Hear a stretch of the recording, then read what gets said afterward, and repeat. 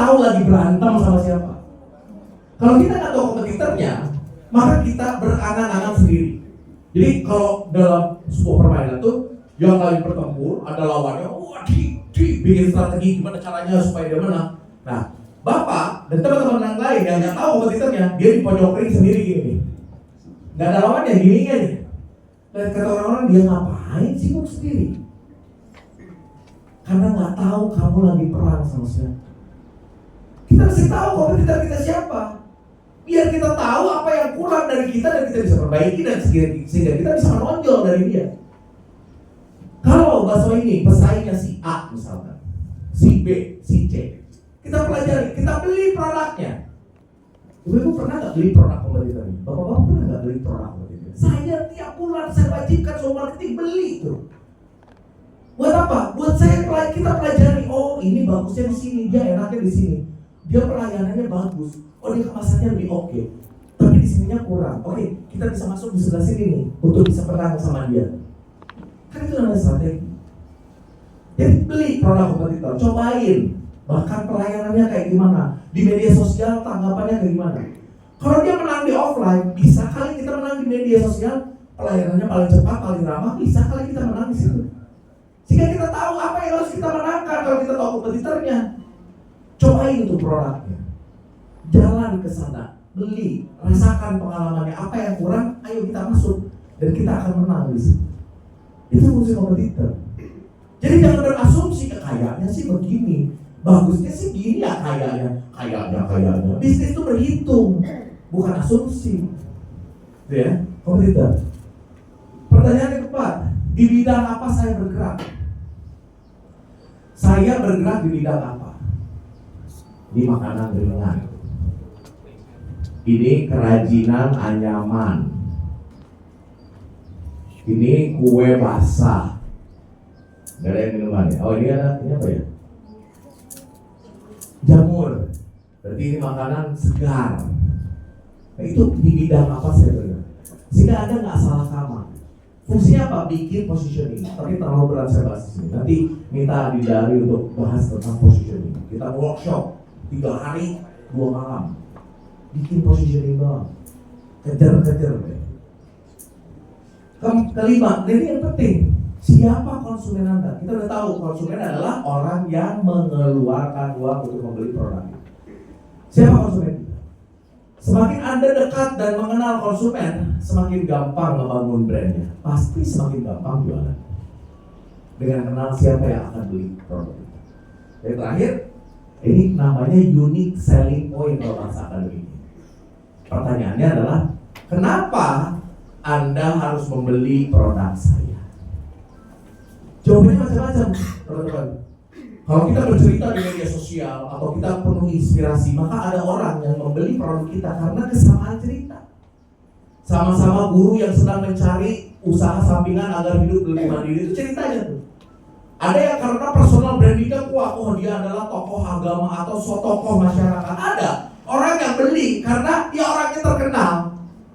Ada yang karena fitur produknya bagus. Ada yang karena penawarannya bagus. Semakin banyak alasan mereka untuk membeli produk kita, maka semakin mudah jual. Gimana caranya tahu alasan konsumen? Ya kita harus punya kacamata konsumen. Kita harus mengenal siapa konsumen kita dan dekat dengan konsumen kita. Jadi pada dasarnya everyone is not your customer. Oke? Tidak semua orang itu adalah konsumen kamu. Jadi mulai dari sekarang stop dan buang mindset bisnis kamu dengan target konsumen kamu adalah semua orang. Itu artinya produk kamu tidak spesial, alias kualitas rata-rata dan konsumen kamu juga orang rata-rata dengan daya beli yang juga rata-rata.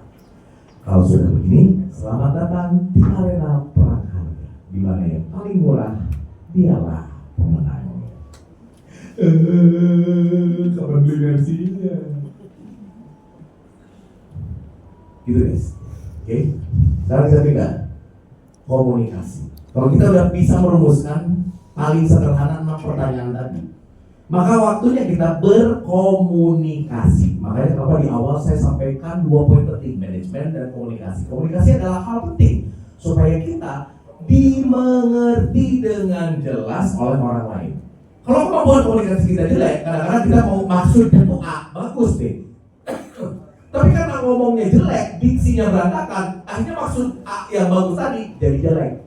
Kok jadi marah sih? Kan maksud aku gini, ya karena lu komunikasinya once. Komunikasi hal yang penting. Brand kita bisa diketahui oleh lebih banyak orang karena berkomunikasi.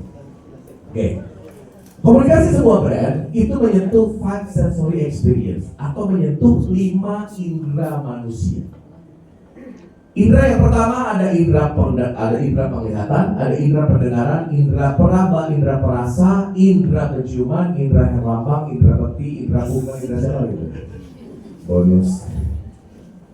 Ya terus jangan serius-serius guys, stroke ntar.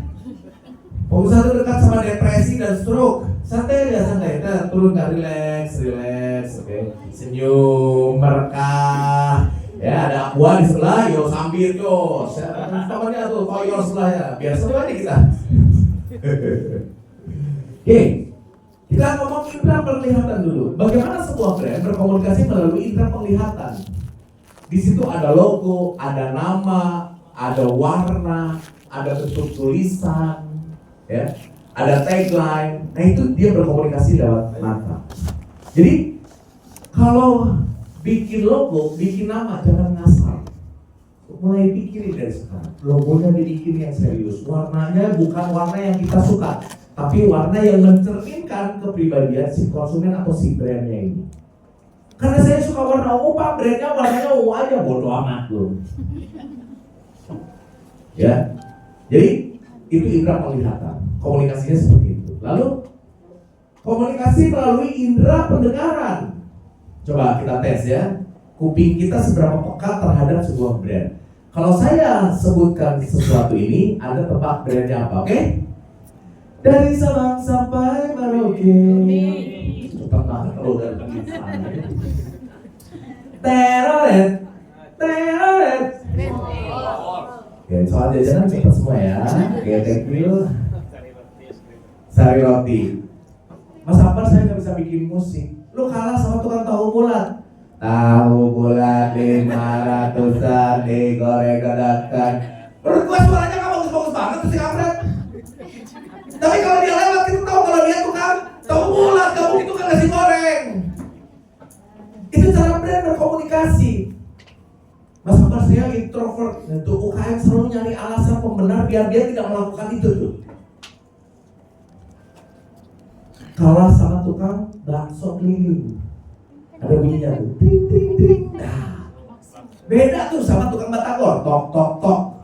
Beda sama tukang nasi goreng, dong dong dong. Tukang putu, wih, nggak mobil, wih, ambulan tuh. Beda tuh. Kita nggak ngelihat aja, kita tahu kalau itu brand itu, pedagang itu. Ente Pak. Lu kalau pameran, kalau bazar dia melongo, nungguin laler lewat. Mana ada orang yang tertarik dengan kita? Konten sepi kayak kuburan, ya buka aja di kuburan, kalau sepi jalan kalau sepi. Tapi buatlah suasana dan nuansa supaya apa? Balik lagi ke prinsip brand tadi, pengalaman konsumen tadi menjadi terekam di sini. Karena brand itu memasukkan sesuatu ke alam bawah sadar. Sehingga tanpa sadar ketika dia butuh suatu hari nanti dengar musik itu, dia pasti terpanggil untuk membeli. Oke. Kita break sebentar.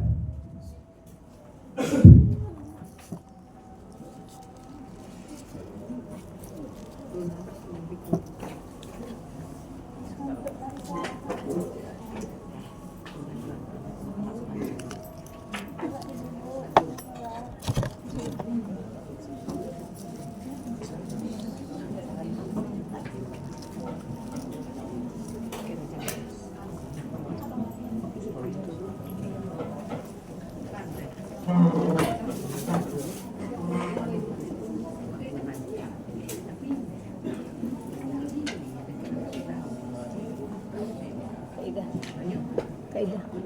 Bawa jas. Enggak. Jas. Taruh di grup. Ada.